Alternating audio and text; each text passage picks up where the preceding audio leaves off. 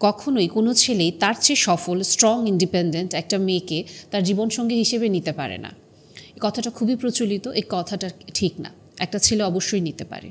সম্প্রতি একজন ডক্টর ভদ্রমহিলার একটা ঘটনা খুব ভাইরাল হয়েছে।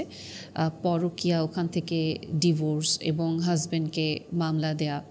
সো এই বিষয়টা নিয়ে অনেকেই নক করছিলেন, জানতে চাইছিলেন যে বিয়ে নিয়ে তো এখন একটা ভীতি তৈরি হয়ে যাচ্ছি যে এত ভালো একজন মানুষ, একজন সফল মানুষের জীবনে যদি এরকম হয়, সেই ক্ষেত্রে আমাদের জীবনে কি হতে পারে। সো ওই পার্সপেক্টিভটা থেকে আমি এই বিষয়টা নিয়ে আজকে একটু কথা বলবো। এবং আমি শুরুতেই যেটা একটু ডিসক্লেইমার দিব, যে ভদ্রমহিলার সাথে ঘটনাটা হয়েছে বা যে ভদ্রলোক এটার সাথে জড়িত, আমি ওনাদের দুজনের কাউকেই চিনি না। আমি ওনাদের দুজনকে ব্যক্তিগতভাবেও চিনি না, সামাজিক সোশ্যাল মিডিয়ার মাধ্যমেও চিনি না। আমি কালকেই প্রথম ওনাদের ঘটনাটা দেখেছি।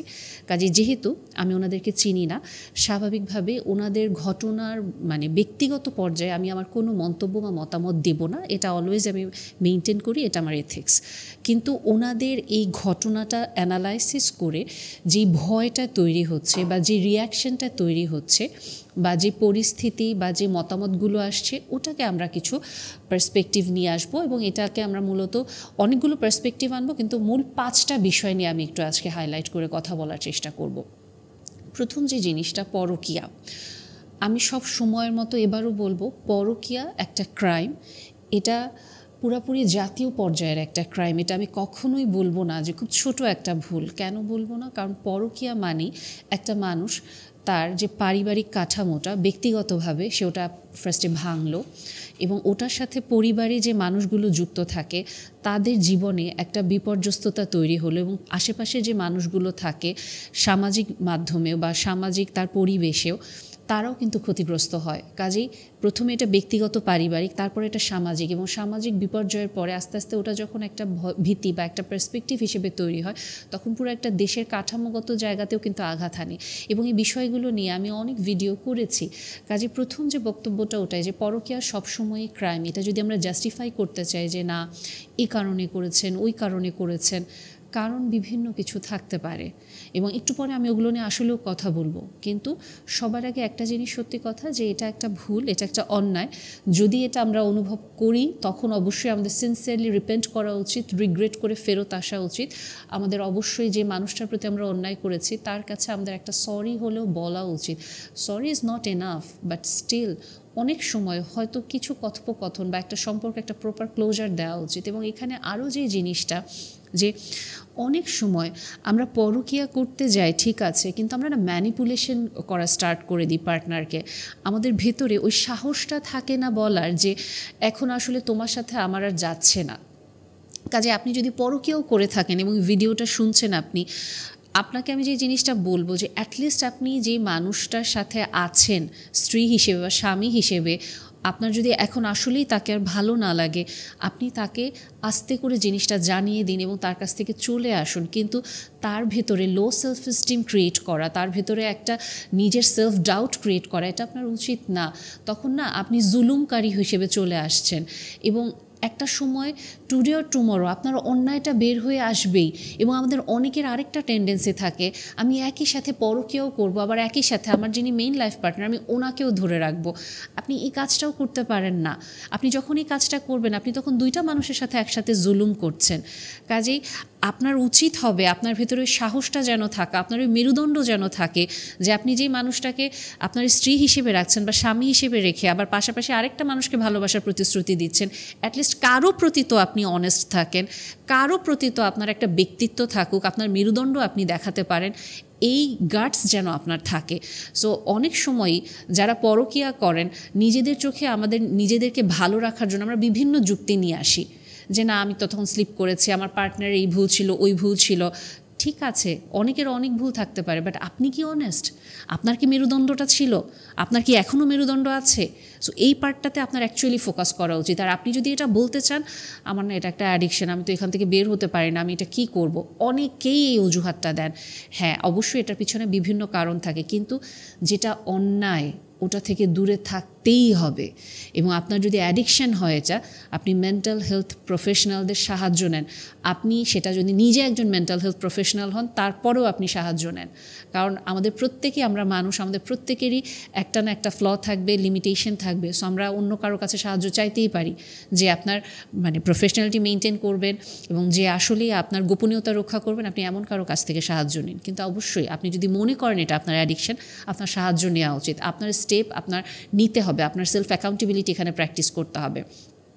সেকেন্ড যে পয়েন্টটা এখানে আমি একটু বলতে চাইব, যে একটা জিনিস আমরা যদি একটু লক্ষ্য করে দেখি, এখানে একজন মেয়ে হাইলি এডুকেটেড, পড়াশোনা শিখেছেন এবং উনি আলটিমেটলি একটা ভালো ফিনান্সিয়াল একটা হয়তো স্টেবল সিচুয়েশনে আছেন এবং উনি ওনার ক্যারিয়ারকে আরও সামনে আগাচ্ছেন, খুবই স্ট্রং কনফিডেন্ট একজন মেয়ে।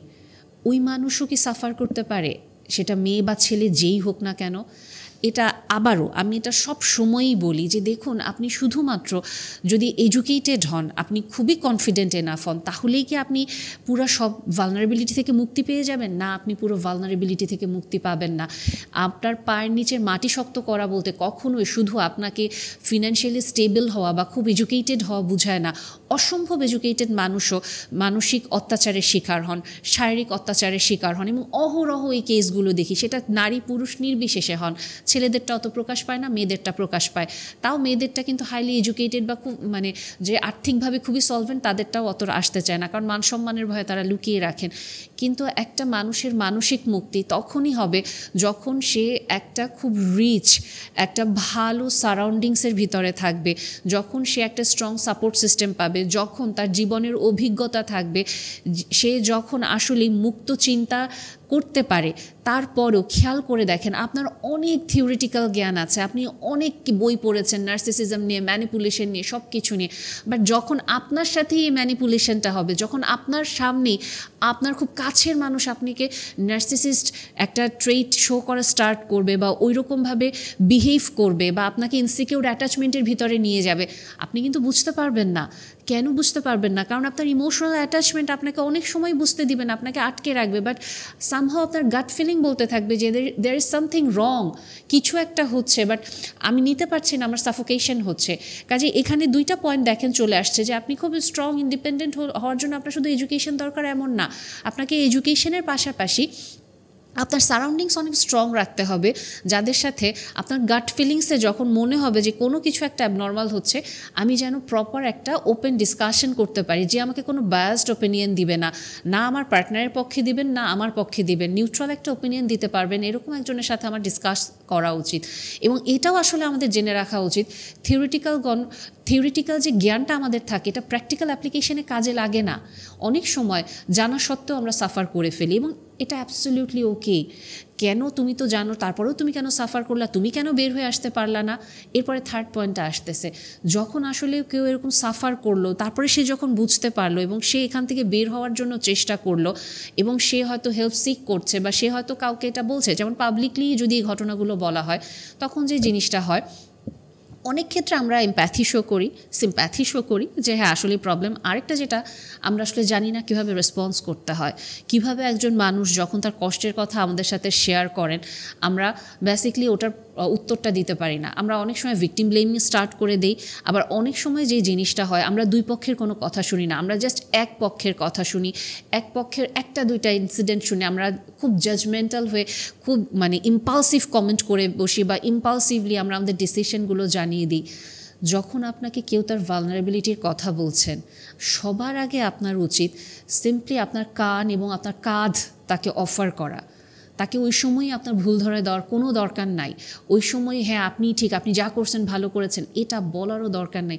সিম্পলি আপনার কান এবং কাঁধ অফার করেন, মোর দেন এনাফ। ওই মানুষটা ওই সময় এটাই চাচ্ছে এবং আপনি আস্তে আস্তে করে জিনিসটা শোনেন।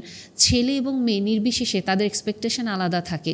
একজন মেয়ে চাইবেন যে আপনি কথাটা শুনবেন এবং সে আসলে কী চিন্তা করছে, তার পরবর্তী পদক্ষেপ কী, আস্তে আস্তে করে আপনি যখন শুনবেন, তাকে অনুযায়ী প্রশ্ন করবেন, সে কিন্তু বলা শুরু করবে আপনাকে। ছেলেদের ক্ষেত্রে অনেক সময় তারা আসলে সলিউশন চাইলে ওরা ডিরেক্টই বলে যে এখানে আমি কী করবো বা কী করা উচিত।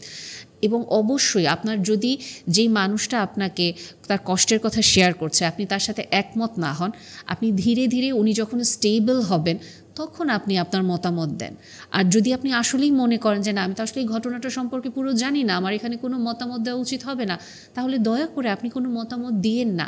আপনি জাস্ট বলেন যে দেখো, আমি তো এটা সম্পর্কে বলতে পারছি না, বাট অবশ্যই আমি তোমাকে, আমার কান এবং কাঁধটা সবসময় তোমার জন্য থাকবে, আমি আছি, আমি তোমার কথা অবশ্যই শুনবো, এবং আপনি ওটাই করেন।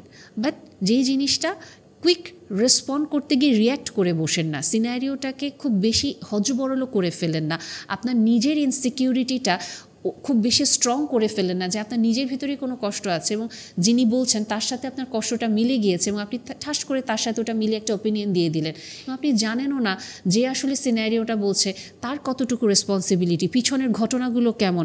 কারণ মানুষের মনস্তাত্ত্বিক জগৎটা অনেক জটিল থাকে, এবং এই জগতে আপনি যখন পুরোটা ঢোকার চেষ্টা করবেন, বোঝার চেষ্টা করবেন, 2 পক্ষের 3 পক্ষের ঘটনা শুনবেন, 4 পক্ষের ঘটনা আপনি শুনবেন, তখন আপনার অ্যাকচুয়ালি মনে হবে আসলে এই মেন্টাল হেলথ প্রফেশনালদের কাজটা এতটা সহজ না, এটা শুধুমাত্র কথা শুনে ঠাস করে জাজমেন্ট দেয়া না।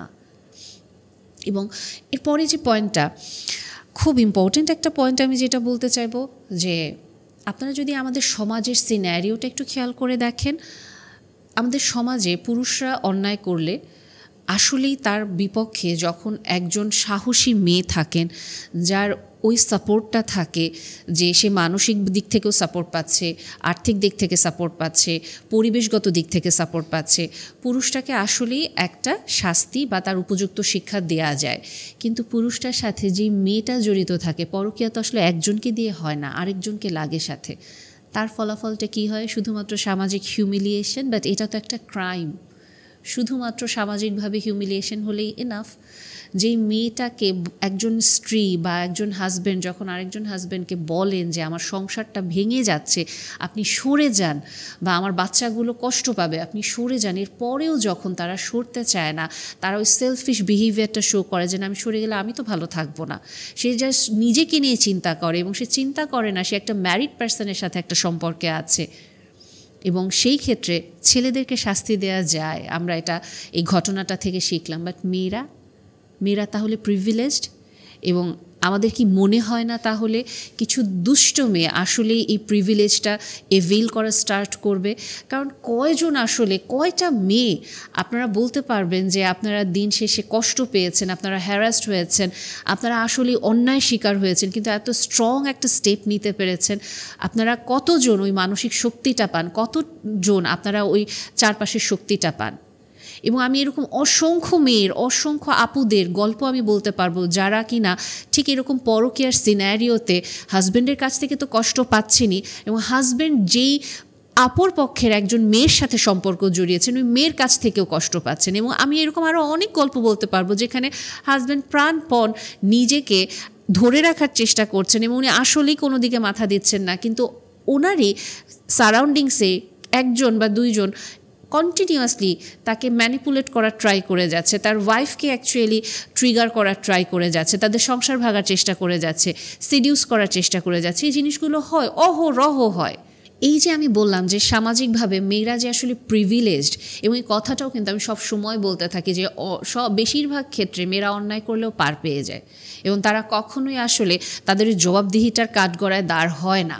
এবং এখান থেকে আরেকটা সিনারিওতে আমি যদি চলে আসি, যে একটা জিনিস আপনি যদি লক্ষ্য করে দেখেন, কমনলি একটা কথা খুব বলা হয় না যে ছেলেরা কখনো তার চেয়ে সফল, স্ট্রং, ইন্ডিপেন্ডেন্ট একটা মেয়েকে টলারেটই করতে পারে না, কারণ হচ্ছে ছেলেদেরকে এভাবে করে প্যারেন্টিংটা শেখানো হচ্ছে না। আমি যদি বলি কথাটা আসলে ঠিক না, কারণ যে দুষ্ট, সেটা মেয়ে হোক ছেলে হোক, যেই হোক না কেন, সে কখনোই একজন সফল, strong, confident, goodwill life partner নিতে পারবেন না। সেটা আমি আবারও বলবো, ছেলে মেয়ে নির্বিশেষেই এই কাজটা করবেন। একটা জিনিস কি জানেন, একটা ছেলের পক্ষে যেটা কষ্টকর হয়ে যায়, ডিসরেসপেক্টটা নেওয়া কষ্টকর হয়ে যায়। একটা ছেলে যেহেতু তার মাস্কুলাইন এনার্জি থাকে, সে একটা ফেমিনিন এনার্জি চায়, এবং একজন ছেলে তার মেন্টালিটিতে অনেক সময় যেই জায়গাগুলো থাকে যে আমি কি অ্যাকচুয়ালি রেসপন্সিবল কিনা, আমি কি সম্পর্কটা ওন করছি কিনা, আমি এটার প্রতি কতটুকু এফোর্ট দিচ্ছি। লক্ষ্য করে দেখেন তো, একটা মেয়ে, আপনি যখন এই ভিডিওটা শুনছেন, এই কথাগুলো শুনছেন, আপনার কি মনে হচ্ছে না, না আমিও তো একটা সম্পর্কে এটাই খুঁজি, আমিও তো একটা সম্পর্কে সম্মানই চাই, আমিও তো দেখি যে আমি ইমোশনালি কানেক্টেড কিনা, আমি সম্পর্কটা ওন করি কিনা, আমি আমার এই সম্পর্কে আমার রেসপন্সিবিলিটি কতটুকু, অ্যাকনলেজমেন্ট কতটুকু। তাহলে একটা মেয়েও যদি আসলে অপমান নিতে না পারে, একটা মেয়েও যদি আসলে ম্যানিপুলেশন নিতে না পারে, অত্যাচার নিতে না পারে, তাহলে একটা ছেলেও নিতে পারবে না। কিন্তু আমরা যে জিনিসটা বলি যে হ্যাঁ ছেলেদের খুব ফ্রেজাইল ইগো থাকে, ছেলেরা কখনোই আসলে একটা স্ট্রং ইন্ডিপেন্ডেন্ট সফল মেয়ে নিতে পারে না, আমি বলবো এই কথাটা পুরোপুরি কখনোই ঠিক না। এটার অ্যানালাইসিস যদি করতে চাই একটু সময় নিয়ে শুনবেন, তখন হয়তো আপনার বুঝতে সুবিধা হবে ছেলেদের সাইকোলজিটা। কারণ কি অদ্ভুতভাবে আমাদের সমাজ সব সময় মেয়েদের সাইকোলজি ব্যাখ্যা করতেই ব্যস্ত। মেয়েরা সাফারার, মেয়েরা এই কারণে কষ্ট পাচ্ছে, মেয়েদের এই কারণে ভালো থাকবে, মেয়েরা এই কারণে উপরে উঠতে পারে না। বাট মেয়েদের ভালো থাকার জন্য ছেলেদেরও ভালো থাকতে হবে, ছেলেদেরকেও আগাতে হবে। এবং এই জিনিসটা যদি আমরা একটু অ্যানালাইসিস করে দেখি, ডেফিনেটলি একটা জিনিস দেখেন, একজন মেয়ে যখন একজন স্বামীর সাথে সংসার করা শুরু করেন, একজন ছেলে মেয়ে দুইজনই ভালো একটা মন নিয়ে শুরু করেন, পরস্পরকে ভালোবাসেন, পরস্পরকে তারা সম্মান করছেন, তাদের ভিতরে একটা আন্ডারস্ট্যান্ডিং থাকে এবং খুব সুন্দর একটা অ্যাকাউন্টেবিলিটির জায়গাটা থাকে, যে আচ্ছা এটা আমরা এভাবে করব, ওটা আমরা ওভাবে করব। আস্তে আস্তে করে যেই জিনিসটা হয়, হানিমুন ফেজটা তো চলে যায়, তারপরে যেটা চলে আসে দায়িত্ববোধের জায়গাটা আসে। এখন আমি একজন মেয়ে, আমার মানে হিউজ ইনকাম, আমার হিউজ পপুলারিটি, এবং আমি বাহিরে খুবই হাসি খুশি একটা মানুষ হিসেবে থাকি, খুবই আমি চার্মিং একটা পার্সোনালিটি তৈরি করে থাকি, এবং আমার খুবই মানুষের সাথে মিশতে ভালো লাগে, সব কিছু করতে ভালো লাগে। কিন্তু বাসায় আমি যেই মুহূর্তে আসি, ওই মুহূর্তে আমার সব এনার্জি ড্রেইন হয়ে গেল। আমি আমার হাজব্যান্ডের সাথে কমপ্লিটলি আমার বিহেভিয়ারটা যেরকম হয়ে যাচ্ছে, যে ইদার সে আমার জুনিয়র, বা সে আমার সাবঅর্ডিনেট, অথবা সে আমার ছোটো ভাই টাইপের, এবং আমি সব সময় তাকে গাইড করার চেষ্টা করছি, তুমি ওইটা করো না, ওইটা করো না। এবং সব সময় সংসারে সে যেটা দেখতে পাচ্ছে কন্টিনিউয়াসলি আমি তাকে গাইড করছি, এবং তার কোনো মতামতে আমি নিচ্ছি না। এবং সংসারের যে একটা প্রপার রেসপন্সিবিলিটি, আমার যে রোলগুলো প্লে করা দরকার, ওইটাও আমি করছি না। এবং আরও যেই জিনিসটা, যখন আমি আস্তে আস্তে সফল হওয়া শুরু করছি, বিয়ের শুরুতে যে সুন্দর সম্পর্কটা ছিল, ভালোবাসার একটা অ্যাকাউন্টেবিলিটি ছিল, ওখান থেকে আস্তে আস্তে আমার গলার টোন পরিবর্তন হচ্ছে, আমার কথা বলার ভঙ্গি পরিবর্তন হচ্ছে। সেম জিনিস, এই কাজগুলো যখন একটা মেয়ের সাথে হয়, একটা মেয়েরও তো কষ্ট হয়, তাহলে একটা ছেলের সাথে হলে, ছেলেটা যদি আস্তে আস্তে করে উইথড্রয়াল মোডে চলে যায়, শাট ডাউন হয়ে যায়, কেন আমরা তাহলে বলবো যে একটা ছেলে সফল স্ট্রং ইন্ডিপেন্ডেন্ট মেয়ে নিতে পারে না? এখানে আমি অবশ্যই একটা ডিসক্লেমার দিয়ে নিব যে কিছু দুষ্ট ছেলে থাকে, কিছু দুষ্ট ছেলে অবশ্যই থাকে, দুষ্ট মেয়ে অবশ্যই থাকে, যে তারা অবশ্যই হচ্ছে কি কোনো রকম দায়িত্ব নিতে চাবে না, তারা অলওয়েজ সংসারে আরাম করার চেষ্টা করবে, সব দায়িত্ব তাদের বউয়ের কাঁধে দেওয়ার চেষ্টা করবে, এবং কাইন্ড অফ একটা ফ্রি বার্ড হয়ে ম্যারিড ব্যাচেলার হিসেবে ঘোরার চেষ্টা করবে। এবং এটা অনেক মেয়েরাও করে থাকে, আমি বলবো না যে মেয়েরা করে না। সো ওই সব ছেলেদের বাট আজকাল আস্তে আস্তে করে যেই মায়েরা তাদের হাজব্যান্ডের দ্বারা কষ্ট পেয়েছেন, তারাই কিন্তু তাদের ছেলেগুলোকে বড় করেছেন। এবং বেশিরভাগ ছেলেরা আমি বলবো গুডউইল পার্সন, বাট তারা গুডউইল পার্সন হওয়ার পরেও তাদেরকে এই লাইনটা দিয়ে করা হয়, তুমি একটা পুরুষ, তোমার ফ্রেজাইল ইগো, সো তুমি কোনোদিনও একটা সফল স্ট্রং ইন্ডিপেন্ডেন্ট মেয়েকে নিতে পারবে না। এটা আসলে ঠিক না। কারণ ওই ছেলেটা দেখে আসছে যে তার মা কী পরিমাণ কষ্ট করে আসছে, এবং ছেলেটার ভেতরে ওই আগ্রহটা থাকে, ওই ইচ্ছাটা থাকে, সে তার স্ত্রীকে ঠিক ওই রেসপেক্টটা দিবে, ওই আদরটা করবে, সে ঠিক ওভাবে প্রোটেকশন দিবে। এবং একটা ছেলের ভিতরে আমি যেটা বললাম, একটা মাস্কুলাইন এনার্জি থাকে, সে যে জিনিসটা চায় যে সে অ্যাকচুয়ালি তার সংসারে সে রেসপন্সিবিলিটি নিবে, কাজ করবে, প্রোভাইড করবে, প্রোটেক্ট করবে। কিন্তু যখন সে দেখছে তার কোনো ইনসাইট ওভাবে করে সম্মান দেওয়া হয় না, ভ্যালিউ করা হচ্ছে না, এবং তার সব কিছুতেই একটা উদ্ধত্তভাবে তাকে ডমিনেট করা হয়, তাকে নিয়ন্ত্রণ করা হয়, এবং তার মতামতটা সম্পূর্ণ একপেশে করে দেওয়া হচ্ছে, আস্তে আস্তে করে ছেলেটা যেটা ফিল করবে যে সংসারটা তো আসলে আমার না, বেটার আমি আস্তে আস্তে করে চুপচাপই থাকি, ওই তো সব কিছু করতেছে। এবং ছেলেদের আরেকটা যে জিনিসটা হয়, দেখেন আমি যখন আমার নিজের কোনো কিছু একটা ওন করব, আমি কিন্তু ওইটার প্রতি একটা এফোর্ট দিব, পরিশ্রম করব, এবং ওইটার প্রতি আমার একটা টান থাকবে। সো এই ক্ষেত্রে আমি মেয়েদেরকে সব সময় বলি যে বিয়ের শুরুতেই সব দায়িত্ব নিজের কাঁধে নিয়ে নেবেন না। আমাদের মেয়েদের এই ভুলটা আমরা করে থাকি। আমরা যেটা করি, আচ্ছা হাজব্যান্ডকে বলবো কি দরকার, আমিই তো পারি, আমি তো আর্থিকভাবে সব কিছু করতে পারছি, আমি তো সব কিছু ম্যানেজ করে ফেলতে পারছি। সো এর ফলে আমরা শুরুতেই যেটা করে ফেলি, আমাদের স্বামীদেরকে আমরা খুব রিলিফ দিয়ে ফেলি, এবং ওই যে সে অভ্যস্ত হয়ে যায়, ওই তো সব কিছু পারছে, তার কিন্তু এই সংসারটার প্রতি বা আমার প্রতি তার কিন্তু ওই যে একটা এফোর্ট বা একটা রেসপন্সিবিলিটির পার্ট ওটা নাই। সে যখন আপনার বাচ্চা নিয়ে ইফোর্ট দিচ্ছে সে তার বাচ্চাকে ওন করছে, সে যখন সংসার নিয়ে এফোর্ট দিচ্ছে সে সংসারকে ওন করছে, সে যখন তার স্ত্রীকে নিয়ে এফোর্ট দিচ্ছে সে যখন এটা বুঝতে পারছে যে তার স্ত্রী তাকে সম্মান করে এবং তার স্ত্রী তার কথাটা শুনছে এবং একই সাথে তার স্ত্রীর তাকে দরকার, তখন কিন্তু বেসিকলি বিলিভ মি, আপনি যদি আপনার স্বামীর চেয়ে 1 লাখ 2 লাখ কেন, আপনি 1 কোটি টাকাও বেশি কামান, দিন শেষে আপনার স্বামীকে আপনি এই জিনিসগুলো দিতে পারছেন, একটা মানে কাইন্ড অফ সাবমিশন, রেসপেক্ট, এবং সে আপনাদের প্রতি ইফোর্ট দিচ্ছে, কন্টিনিউয়াস একটা পরিশ্রমের ভিতরে সে থাকছে, সে কখনোই আপনাকে এটা বলবে না যে তোমাকে আমি আর ডিল করতে পারতেছি না, বা তা আপনাকে নিয়ে সে খুব ইনসিকিউর হয়ে যাবে, এটা না। যখন সে একজন গুডউইল হাজব্যান্ড, এটা আমি আবারও বলে নিচ্ছি, এবং বর্তমানে ছেলেদের ভিতরে গুডউইল ছেলেদের সংখ্যা কিন্তু বাড়ছে, কারণ যেটা আমি বললাম, যে মায়েরা কষ্ট করে গিয়েছেন তারাই কিন্তু তাদের সন্তানদেরকে বড় করার চেষ্টা করছেন ওই এমপ্যাথিটা দিয়ে। এখান থেকে আরেকটা ভুল হচ্ছে আমাদের ছেলেদের জন্য প্যারেন্টিংয়ে, যেটা খুব বাজেভাবে আমরা মিস করে যাই। দেখুন, একজন মেয়ে হিসেবে এটা কিন্তু আসলে আমাদের পক্ষে বোঝা কখনো সম্ভব না যে একজন ছেলের মানে দুইটা জায়গায় খুব স্ট্রাগল হয়। সেটা হচ্ছে তার একটা এনার্জি থাকে, হাই এনার্জি, যেটাকে আমরা অ্যাগ্রেশন হিসেবেও দেখতে পারি, যেটাকে আমরা অ্যাঙ্গার হিসেবে দেখতে পারি, যে কোনো কিছু একটা হিসেবে দেখতে পারি।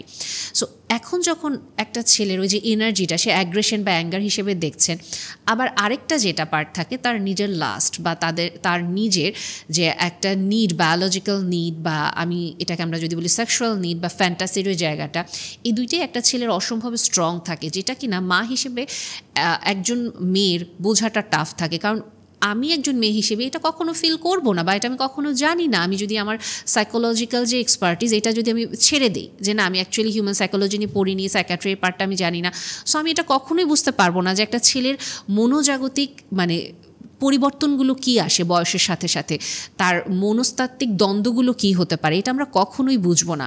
সো অনেক ক্ষেত্রে এটাও আমি অলওয়েজই বলতে থাকি, আমার ভিডিওতে আপনারা কম বেশি এটা অলওয়েজ দেখবেন যে আমি ছেলের মায়েদেরকে সবসময় বলি যে বর্তমানে আমাদের ছেলেদের প্যারেন্টিংটা খুবই মানে ভালো, একই সাথে ফল্টি।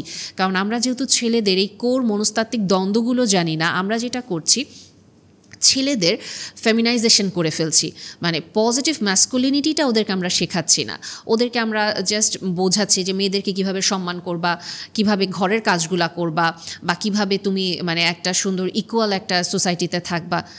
ছেলেগুলো সব কিছুই করছে, বাট তার অ্যাগ্রেশন যখন চলে আসে, তার অ্যাগ্রেসিভনেস যখন চলে আসে, তার ওই হাই এনার্জি যখন চলে আসে, সে তো এটা সম্পর্কে কোনো শিক্ষা পায় নাই, সে কী করবে ওই সময়, সে তো পাজলড হয়ে যায়।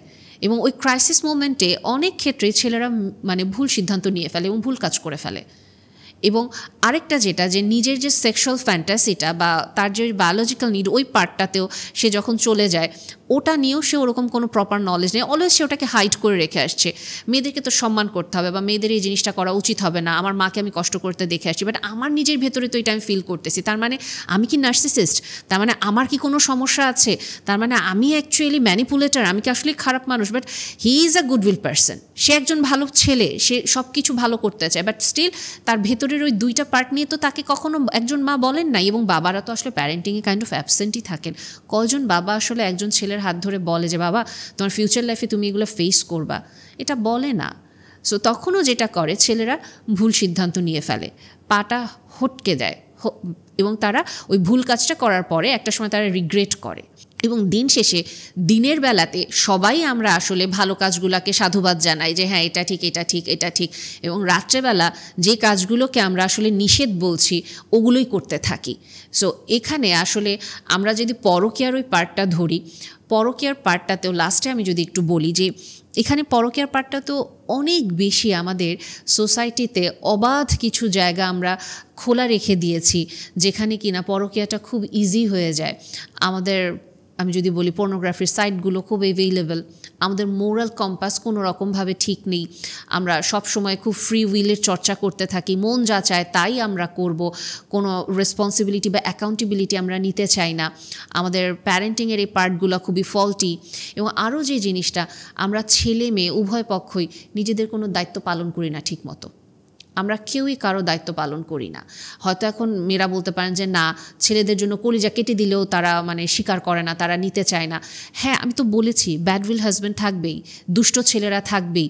সো আমাদের মেয়েদেরও তো এই টেন্ডেন্সিটা আছে যে আমি জানি যে সে খারাপ, রেড ফ্ল্যাগ সম্পন্ন, তারপরেও একেবারে আমিও রিহ্যাবিলিটেশন সেন্টার হবো, আমি ওকে বদলায় ফেলবো, এই টেন্ডেন্সি আমাদের থাকে। আমরা মেয়েরা অনেক সময় আমাদের সাথে অন্যায় হওয়ার পরেও আমরা মুখ খুলতে ভয় পাই, কারণ ওই যে আমাদের পায়ের নিচের মাটিটা শক্ত না। এগুলো প্রত্যেকটা একটার সাথে না লিঙ্ক আপ করা। এবং দিন শেষে আমরা আমাদের যদি মোরাল কম্পাস আমরা ঠিক না করি, আমরা যদি একটা স্ট্রং ফিলোসফিক্যাল গ্রাউন্ড যেটা সময়ের সাথে সাথে বদলাবে এরকম না, যেটা স্ট্রং থাকবে, ওইটা আমরা ফলো না করি, আমরা কখনোই না এই টার্মোয়েলস থেকে দূরে আসতে পারবো না। এবং এই ঘটনা থেকে আরও একটা পার্ট আমি যদি আপনাদেরকে একটু বলি, যে দেখেন খুব ইন্টারেস্টিং, আমি যেটা বলছিলাম একটু আগে যে মেয়েরা এখানে প্রিভিলেজ আমাদের সোসাইটিতে। মানে দেখেন, একজন বর্ডারলাইন পার্সোনালিটির একটা মেয়ে, লেটসে আমি জাস্ট একটা এক্সাম্পল দিচ্ছি, সিনারিওটা আপনি জাস্ট চিন্তা করে দেখেন, সে হঠাৎ করে এসে আপনাকে বলতেছে যে আমার হাজব্যান্ড বা আমার বয়ফ্রেন্ড আমাকে গত 2 বছর ওর সাথে আমার অনেক ভালো সম্পর্ক, ও আমাকে এত ভালোবাসছে, ও আমাকে এত ভালো রাখছে যে মানে প্রশ্নই আসে না যে ও আমাকে ছেড়ে চলে যাবে, কিন্তু গত 6 মাস ধরে ও আমার সাথে অসম্ভব রাগ দেখায়, ও আমাকে অ্যাবিউজ করে, ও আমার গায়ে হাত তোলে এবং ও আমার সাথে আর সম্পর্ক রাখতে চায় না, ও আমাকে সহ্য করতে পারে না। মানে আমিও তো ওকে অনেক ভালোবাসি, ওর সব মার সহ্য করতেছি, ওর সব অপমান সহ্য করছি, আমি সব কিছু সহ্য করছি। আমার এই কথাগুলো শোনার সাথে সাথে আপনার কী মনে হচ্ছে? ছেলেটা খুব খারাপ, এই মেয়েটার সাথে 2 বছর ধরে আছে, 6 মাসে এই ছেলেটার নিশ্চয়ই কিছু একটা হয়েছে, ছেলেটা নিশ্চয়ই অন্যদিকে চলে গেছে। আসেন সিনারিওটা একটু চেঞ্জ করি। একটা ছেলে আপনাকে এসে বলতেছে যে গত 1.5 বছর এরকম একসাথে আছি, 2 বছর হলো, গত 6 মাস ধরে আমার পার্টনার আমার সাথে এরকম খারাপ ব্যবহার করছে, মিসবিহেভ করছে, তখনও কিন্তু আপনার কানে লাগবে। কিন্তু আপনার মনে কি একবারও প্রশ্ন আসবে না, আচ্ছা যেই মানুষটা 1.5 বছর তোমাকে ভালোবাসছে, গত 6 মাসে তুমি এমন কি করলা? এই প্রশ্নটা আমরা কয়জন করি? বা আসলে কি তুমি গত 6 মাসে কিছু করেছো, নাকি গত 1.5 বছরে তোমার আচরণ ওর প্রতি কেমন ছিল? এই প্রশ্নটা আমরা করি না। এবং এখানে এই পয়েন্টটা আমি কেন আনলাম, এই পয়েন্টটাও বোঝা খুব জরুরি। আমরা যখনই বলি খুব স্ট্রং ইন্ডিপেন্ডেন্ট মেয়ে, আমি বলছি না সব মেয়েরা, বাট কিছু কিছু মেয়েরা স্ট্রং ইন্ডিপেন্ডেন্ট এই টার্মটা আমরা ইউজ করি আমাদের পার্সোনালিটি ডিসঅর্ডার ঢাকার জন্য। এবং যেহেতু একজন মেন্টাল হেলথ প্রফেশনাল, আমি অনেকের সাথে বসার অভিজ্ঞতা আছে এবং আমি অনেককেই দেখেছি যে নিজেদেরকে ওনারা স্ট্রং ইন্ডিপেন্ডেন্ট মেয়ে হিসেবে বলছেন, বাট ওনার পার্সোনাল জীবনে ওনার বেসিকলি পার্সোনালিটি ডিসঅর্ডার আছে, ওনার হিউজ অ্যাঙ্গার ইস্যু, ওনার হিউজ ইনসিকিউরিটি, মুড সুইংস, এবং এতটাই অ্যাগ্রেসিভ, এতটা ইনসিকিউর, সে এত মুড সুইং, এটা তার সাথে একজন মেয়েও ডিল করতে পারবে না। বাট উনি বলছেন যেহেতু উনি খুব স্ট্রং ইন্ডিপেন্ডেন্ট, উনি খুব ওপিনিয়নেটেড, এর জন্য ওনার হাজব্যান্ড বা ওনার বয়ফ্রেন্ড ওনাকে নিতে পারে না। কিন্তু যখন আমি আসলে প্রশ্নগুলো ওনাদেরকে বলা শুরু করি, প্রথমত ওনাদের ইগোটা খুব ফ্র্যাজাইল থাকে, ইনসিকিউর থাকে, এর জন্য এটা প্রচণ্ড গায়ে লেগে যায়। এবং আমার এই কথাগুলো শুনেও অনেকেই বলবেন যে হ্যাঁ আপনি ভিকটিম ব্লেমিং কেন করছেন? এটাই তো জায়গাটা যে আমাকে 2 পক্ষের কথা শুনতে হবে।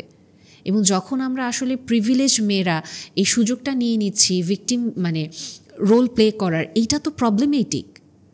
সো স্ট্রং ইন্ডিপেন্ডেন্ট ওমেন এই টার্মটা আমরা যদি এতটা ব্যবহার করি এবং নিজেদেরকে এগেইন একটা হাসির পাত্রে পরিণত করে ফেলি, এটা তো সমস্যা। কারণ আসলেই যেই মেয়েগুলাই তকমাটা ডিজার্ভ করে তাদের জন্য এটা কষ্টকর। কারণ আমি এরকম অসংখ্য স্ট্রং ইন্ডিপেন্ডেন্ট গুডউইল আপুদের কথা বলতে পারবো, তারা কি পরিমাণ পরিশ্রম করে এবং তারা কখনো অ্যাটেনশন সিকার ছিল না, এবং তাদের ওই মানসিক শক্তিটা আছে, তাদের ওই মুক্ত চিন্তা করার জায়গাটাও আছে, তারা নিজেদের জন্য দাঁড়াতে পারে এবং তারা কখনো তাদের আত্মসম্মান বোধের কাছে মাথা নত করেনি। এবং এখানে আরেকটা যে পার্ট আমি বলবো যে আমাদের এই বিষয়টা নিয়ে চিন্তা করা উচিত। বিয়ে নিয়ে যে আমরা ভয় পাই, মেয়েরা কমনলি বলে যাচ্ছেন এই কারণেই তো বিয়ে নিয়ে ভয় পাচ্ছি, যে একটা সফল মেয়ের সাথে যদি এরকম হয়। দেখেন, ভয় ছেলে মেয়ে উভয়ই বর্তমানে পায়, শুধু মেয়েরা পায় না। কারণ ছেলেরাও গুডউইল পার্সন হিসেবে থাকেন এবং তাদেরও ভয় লাগে যে আমি আমার নিজেকে এভাবে গুছিয়ে রাখছি, নিজেকে ট্রেন আপ করছে, আমি কি লাইফে ভালো একটা মেয়ে পাবো? এবং বিয়ের আগে এই ভয় পাওয়াটা খুবই স্বাভাবিক। এই ভয় পেয়ে কি আমি তাহলে বিয়ে করব না? কিন্তু তাহলে তো আমি একাও থাকতে পারছি না, আমার একাকিত্ব বোধ আমাকে কষ্ট দেয়। মুখে আমরা যতই বলি যে না আমরা একা থাকতে পারবো, এবং আমরা আলটিমেটলি একা থাকতে পারি না, তখন আমরা আরও ভুল সিদ্ধান্তে জড়িয়ে পড়ি। কাজে এই জায়গাটা খুব জরুরি যে আমি আমার নিজেকে অবশ্যই একজন ভালো পার্টনার হিসেবে তৈরি করব। আমার নিজের যে ল্যাকিংসগুলো আছে ওই জায়গাগুলো নিয়ে আমি অবশ্যই কাজ করব, এবং পার্টনার চুজিংয়ের ক্ষেত্রেও কিছু ক্ষেত্রে আমি অবশ্যই রিস্ক নিবই, এটা রিস্ক নেওয়া ছাড়া উপায় নাই। বাট আমি এটাতেও আমার অনেকগুলো ভিডিও আছে, যেহেতু আজকে আমি খুব অ্যানালিটিক্যাল ভিডিও করব না, প্রত্যেকটা টপিকে জাস্ট টাচ করে যাচ্ছি। সো আমার ওই ভিডিওগুলো আপনি দেখতে পারেন যে বিয়ের আগে কোন বিষয়গুলো আসলে আপনার জানা উচিত, কোন পয়েন্টগুলো আপনার ফোকাস করা উচিত মাস্ট, এবং ওগুলো আপনি যদি আস্তে আস্তে ফোকাস করেন রিস্কের পাশাপাশি, আপনি যখন আল্লাহর উপরে ভরসা করছেন, আপনি ইস্তেখারার নামাজ পড়ছেন, আল্লাহর কাছে সাহায্য চাইছেন, আপনি ডেফিনেটলি একটা ভালো রেজাল্ট পাবেন। সেটা আপনার জন্য একটা এক্সপিরিয়েন্স হিসেবে আসতে পারে, অথবা এটা আপনার লাইফে একটা বেটার আউটকাম হিসেবেই আসবে। আর আরেকটা যে পয়েন্ট এখান থেকে আমি একটু বলতে চাইবো যে দেখেন, আমি একজন ইন্ট্রোভার্ট মানুষ। আমার কল্পনাতে এরকম থাকে যে আমি যদি এক্সট্রোভার্ট হতাম কেমন হতো, যখন সেন্টার অফ অ্যাটেনশন থাকতে পারতাম কেমন হতো, মানে কাইন্ড অফ আমি যেই মানুষটা না, ওরকম একটা পার্সোনালিটি আমি হয়তো কল্পনা করি। এবং অনেক সময় পার্টনার চুজিংয়ের ক্ষেত্রে আমরা এই ভুলটা করি। আমি বেসিকলি ইন্ট্রোভার্ট মানুষ, আমি আমার নিজের জগতে থাকতে পছন্দ করি, কিন্তু আমি হুট করে পছন্দ করে ফেললাম অসম্ভব একটা এক্সট্রোভার্ট মানুষকে, মানে অসম্ভব রকমের একটা ডমিনেন্ট ক্যারেক্টারকে, অসম্ভব রকমভাবে একটা মানুষ যার সাথে আমার ক্যারেক্টার আসলে মেলে না। এবং আমরা যেটা করি, বিয়ের পরে আমি তাকে পরিবর্তন করার চেষ্টা করছি, রিলেশনে আসার পরে আমি তাকে পরিবর্তন করার চেষ্টা করছি, এবং হঠাৎ করে আমি এটা ফিল করছি যে না, ওর সাথে তো আমার আসলে যাচ্ছে না। তখন যে জিনিসটা শুরু হয়ে যায়, যে মানুষটার সাথে আমি সম্পর্কে গেলাম সে সাফোকেটেড হওয়া স্টার্ট করবে, কারণ তুমি তো দেখে পছন্দ করেছো যে আমি গিটার বাজিয়ে গান করতে পছন্দ করি, আমি ঘুরে বেড়াতে পছন্দ করি, আমি গল্প করতে পছন্দ করি, কিন্তু এখন তুমি এগুলো কোনো কিছুই করতে দিচ্ছ না, তুমি আমিকে আমার কাছ থেকে সরিয়ে ফেলছো।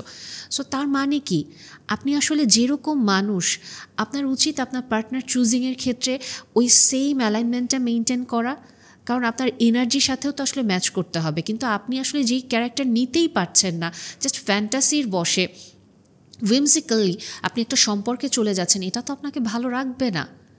এবং এই জিনিসটা আরেকটা ব্যাপার, এখান থেকে যদি চলে আসি এগেইন, এখানে ছেলেরা ট্র্যাপে পড়ে যায় যে হয়তো এরকম একটা সম্পর্কে চলে গেল, এবং তারপরে যখন সে রিয়ালাইজ করে যে তার পার্টনারের সাথে সে যাচ্ছে না, এবং সামহাউ তার পার্টনারের যদি ইনসিকিউরড অ্যাটাচমেন্ট থাকে, তার পার্টনারের যদি বর্ডার লাইন বা হিস্টেরিক বা নার্সিসিস্টের কোনো একটা ট্রেট থাকে, ছেলেরা ট্র্যাপে পড়ে যায়।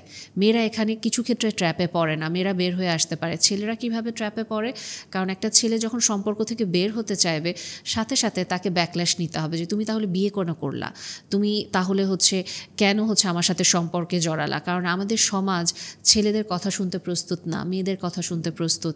সো অনেক ক্ষেত্রে ছেলেরা এখানেও আবার ট্র্যাপে পড়ে যায়। সো ওভারঅল দেখেন, একটা ঘটনা কিন্তু আমরা যদি অ্যানালাইসিস করি, এখানে আমরা অনেক দিকে যেতে পারি। একটা ঘটনাকে আমরা জাস্ট খুব ঠাস করে একটা জায়গায় না যাই, এই ঘটনাগুলো আমাদের সমাজের অনেকগুলো চিত্র আসলে তুলে ধরে। ডেফিনেটলি ভিডিওটা করার একটা উদ্দেশ্য ছিল যে বিয়ে নিয়ে ভয় পাওয়া বা পরকীয়ার এই জিনিসটা, সো ওখান থেকেই অ্যানালাইসিসগুলো করলাম। আপনাদের যদি হেল্প হয় দেন আলহামদুলিল্লাহ। বাট একটা জিনিস আমি আপনাদেরকে জাস্ট যেটা রিকোয়েস্ট করব, যে লাইফে একটা স্ট্রং মোরাল ভ্যালু সিস্টেম আমাদের সবার রাখা উচিত। এবং দিন শেষে কথা একটাই, আমরা ছেলেরা এবং মেয়েরা কেউই আসলে কারো রেসপন্সিবিলিটি ফুলফিল করি না। আমরা কাইন্ড অফ সবাই আসলে ওই স্ট্রং মোরাল প্রিন্সিপালটা থেকে ফ্রি উইলের চর্চা করছি। ফ্রি উইলের চর্চা আপনাকে কখনো ভালো রাখবে না, এবং সেলফ অ্যাকাউন্টেবিলিটি এই ট্রেটটা আমাদের আস্তে আস্তে হারিয়ে যাচ্ছে। সো আল্লাহ আমাদের সবার ভালো করুন, আমরা সবাই যেন একটা হেলদি লাইফে থাকতে পারি, একজন ভালো উত্তম জীবনসঙ্গী পেতে পারি, যিনি আমার জন্য চক্ষু শীতলকারী হবেন। এই উদ্দেশ্যটাই আমাদের সবার জন্য। সো জানি না আপনাদের এটা কতটুকু হেল্প হবে, বাট আমি জাস্ট আমার একটা অ্যানালাইসিস আপনাদের সাথে শেয়ার করলাম।